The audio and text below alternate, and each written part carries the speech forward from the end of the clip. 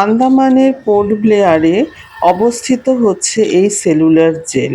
ভারতের স্বাধীনতা সংগ্রামের অবিস্মরণীয় সাক্ষী এই জেল 1896 থেকে 1906 সালের মধ্যে ব্রিটিশরা এটা তৈরি করেছিল, যা কালা পানি নামে পরিচিত ছিল। सामने में दो फ्लेम जल रहा है, दोनों है सेम जोत, स्वातंत्र जोत, शहीदों के रेस्पेक्ट में जलाया गया। पहला जोत का उद्घाटन 2004 अगस्त 9 उस समय के पेट्रोलियम मिनिस्टर मणिशंकर अय्यर जी के द्वारा किया गया, 24 आवर्स जलता रहेगा। सेकंड जोत का उद्घाटन 28 मई 2016 उस समय के ग्रीस नहीं है, सभी है सिंगल सेल्स, और एक नहीं दो नहीं पूरे 693 सेल्स थे। सेल से ही इसका नाम सेलुलर रखा गया। काल है संस्कृत शब्द जिसका मतलब होता है समय, टाइम, मृत्यु। अब कोई कैदी अंडमान आ गया तो समझ लीजिएगा काल के मुंह में चला गया। फिर पानी जो है अंडमान निकोबार द्वीप समूह के चारों तरफ हजारों मील पानी।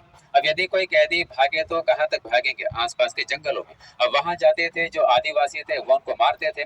जंगल में खाना भी नहीं मिलता था, मलेरिया पकड़ करके वैसे ही मरते थे। अंग्रेज ढूंढ करके पकड़ते थे तो फिर उनको मौत के घाट उतार देते थे। इस वजह से अंडमान से कोई भाग नहीं पाया और इसी वजह से अंडमान काला पानी के नाम से जाना जाता है। যে গাইড আমাদের ছিলেন, গাইড খুব ভালো করে বুঝিয়ে দিচ্ছিলেন সব কিছু। আর এই ঘরটা সে আগেকার ঘর, এখানে ফাঁসি দেওয়া হতো। আর এই দড়িগুলো দেখতে পাচ্ছ, এই ফাঁসি দেবার পর এই ঘরের যে নিচের যে কাঠের যে পাটাতনগুলো এটা খুলে যেত। খুলে গেলে ফাঁসি যাকে দেওয়া হতো তাকে নিচে ফেলে দেওয়া হতো।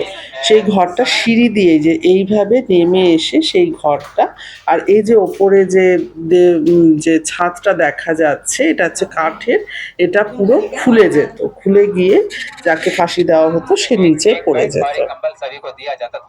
इस जेल को अंग्रेजों ने बनाना शुरू किया था। कोठे में एक क्रांतिकारी ही रहते थे।